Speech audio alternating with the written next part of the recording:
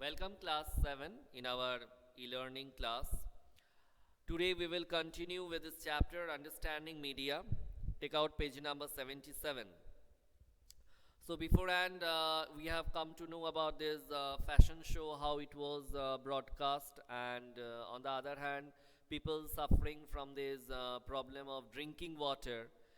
It was not shown to the world or shown to the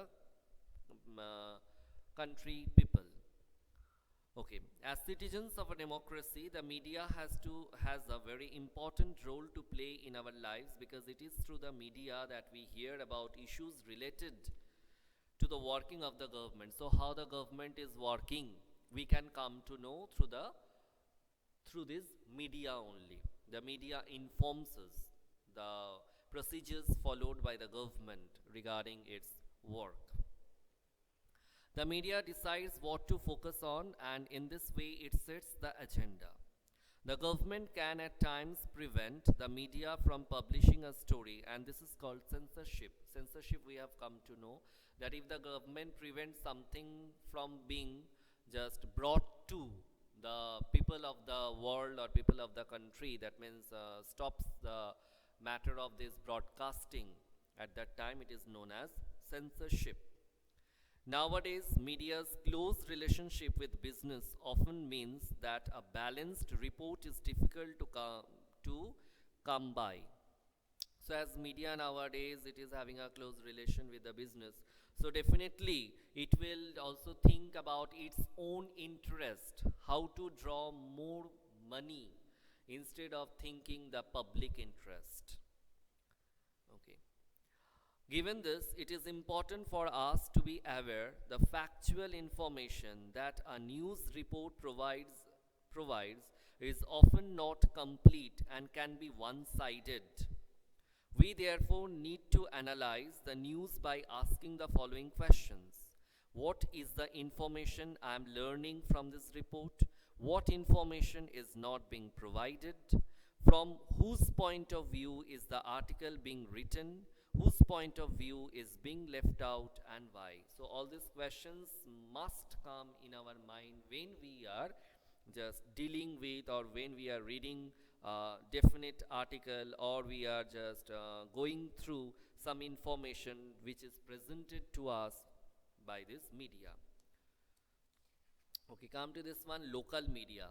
Recognizing that the media will not be interested in covering small issues that involve ordinary people and their daily lives, several local groups have come forward to start their own media.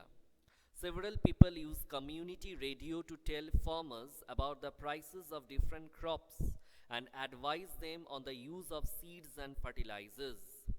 Others make documentary films with fairly cheap and easily available video cameras on the real life conditions faced by different poor communities, and at times have even given the poor these video cameras to make films on their own lives. So these things are not brought in front of the mass media, or sorry, in front of the mass, that means in front of the public. This sort of people who are suffering from so many problems, these things are generally not brought in front of the public, but for this one only the local media is there. Local media has helped a lot to just bring these sufferings of the common people in front of the world. Another example is a newspaper called Khabar Lahariya,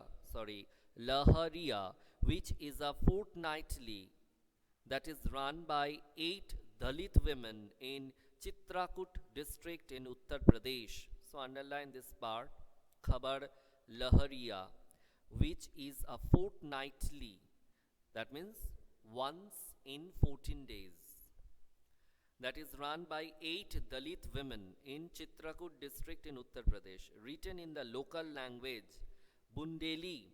This 8-page newspaper reports on Dalit issues and cases of violence against women and political corruption. We come to know very less about the problems, about the tortures which are just confronted by these poor people who are living in remote areas of our country. But through this local media, we can come to know about them, because these things cannot be shown by the media, which has to earn a lot from the business parties. Okay, the newspaper reaches farmers, shopkeepers, panchayat members, school teachers, and women who have recently learned to read and write. So, this is the advantage of getting local media. These poor people, the suffered people, tortured people, they can also highlight their points, bring in front of the world what sort of problems and tortures they have to face every day in their life. Okay, children, with this we have completed this part today, or this chapter today, and for your upcoming PT2 exam, kindly study this chapter thoroughly, as many times as it is possible for you, and with lots of attention. And don't forget or don't ignore this glossary section too. So there is no need for this solving of question answers of this exercise. You just go through the chapter as many times as it is possible for you with lots of attention. So sit at home, read properly. Let's meet in another live class or offline video. Till then, bye.